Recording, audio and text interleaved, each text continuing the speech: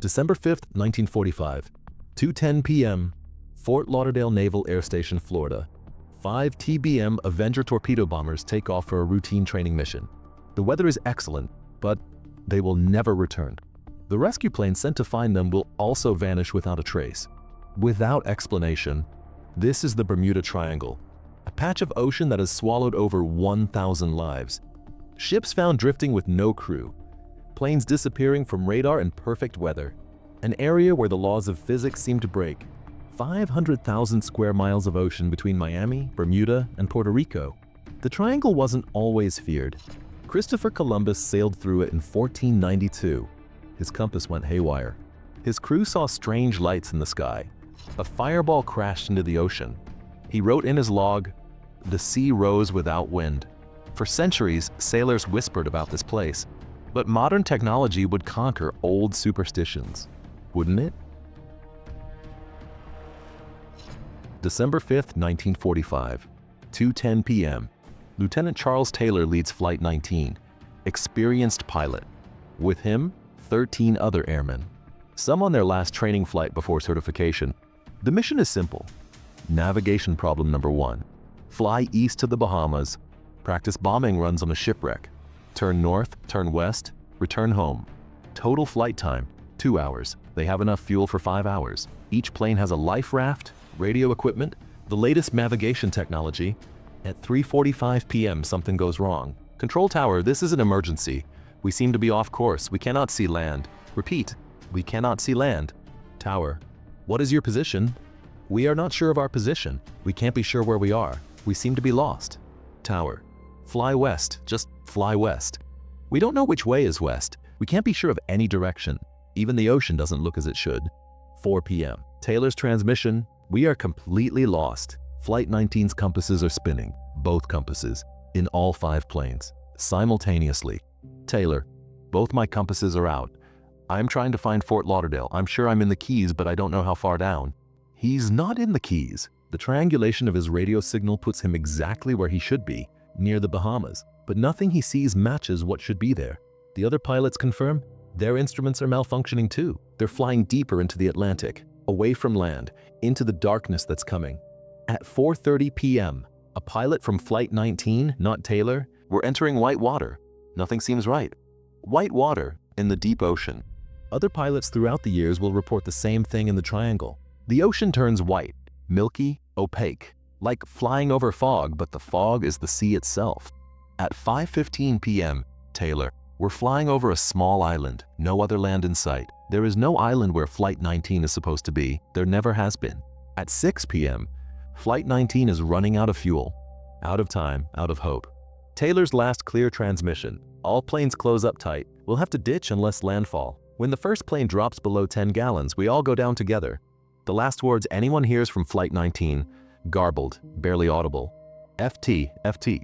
FT was Taylor's call sign. Then silence. Our teen men. 5 planes. Gone.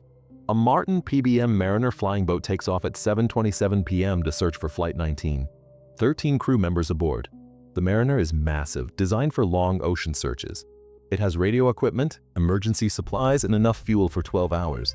At 7:50 p.m., the crew of the SS Gainesmill sees an explosion in the sky.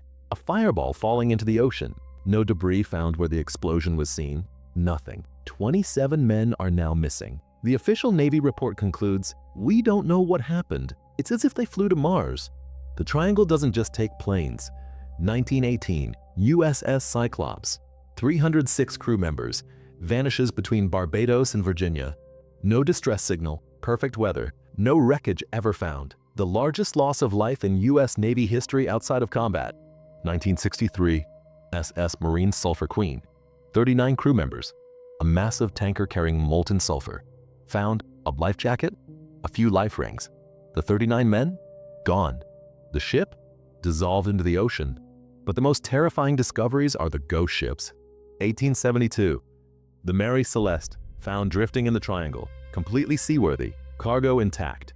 Crew's belongings undisturbed, half-eaten breakfast on the table. Everyone gone. The lifeboat still attached. 1925. SS Cotopaxi. Vanishes. Found 95 years later off the coast of Florida. No crew, no explanation. 1940, Gloria Khalid, found perfectly intact, everything in place. Crew vanished.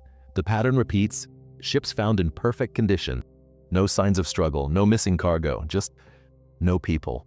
As if they were plucked from the vessels, or chose to leave, or were taken. Bruce Jernan Jr., survivor, one of the few, December 4th, 1970. Flying his Beechcraft Bonanza through the triangle. A strange cloud formed, perfectly round like a tunnel. I had no choice but to enter it. Inside the cloud, everything went white. The instruments spun wildly. I felt weightless. Time seemed to slow. When I emerged, I was over Miami. The flight should have taken 75 minutes. My watch showed 47 minutes. I traveled 100 miles in 3 minutes. Impossible. He calls it electronic fog. Others who've survived report the same phenomenon. What is this fog? Where does it come from? Why do some survive while others vanish? Methane hydrates, gas bubbles from the ocean floor, could sink ships, down planes, but wouldn't explain the instrument failures, the missing time, magnetic anomalies. The triangle is one of 2 places on Earth where magnetic north and true north align, but this happens elsewhere without disappearances. Human error, but experienced pilots, entire crews, all making the same errors? Rogue waves, 100-foot walls of water, but in calm weather. And what about the planes? The Gulf Stream, powerful current could sweep away evidence, but wouldn't prevent distress calls. Each theory explains some incidents, none explain all. Since 1945, 75 aircraft vanished, over 100 ships disappeared, over 1,000 lives lost. 0 explanations proven. The triangle takes an average of 4 aircraft and 20 ships per year. Most never send distress signals. They simply cease to exist. The U.S. Coast Guard's official position: the Bermuda Triangle does not exist. The U.S. Navy's official position: we do not recognize the Bermuda Triangle as a danger zone. The insurance company's position: higher premiums for vessels traveling through the triangle. Someone is lying. Those who escape the triangle report: the ocean looked wrong, like milk. My compass pointed to my aircraft's tail. I saw another plane beside me. When I looked again, it was gone. The water was pulling us down. The ship was being sucked into the ocean. Time stopped, then jumped forward. There were lights under the water, moving, following us. Hallucinations? Mass hysteria? Or glimpses of what takes the others? 2017. A private plane with 4 aboard vanishes. No distress call. Wreckage never found. 2019. A cargo ship with 20 crew disappears between Bermuda and Florida. The last transmission: clock is wrong. 2021. A boat with 20 people missing between the Bahamas and Florida. The Coast Guard searches 17,000 square miles, finds nothing. The Bermuda Triangle has existed for as long as humans have sailed. It will exist long after we're gone. It takes who it wants, when it wants, without explanation, without mercy, without pattern we can understand. Somewhere in those 500,000 square miles of ocean, answers lie beneath the waves. Ships full of skeletons, planes with their crews still strapped in. The triangle is still feeding and forever will be.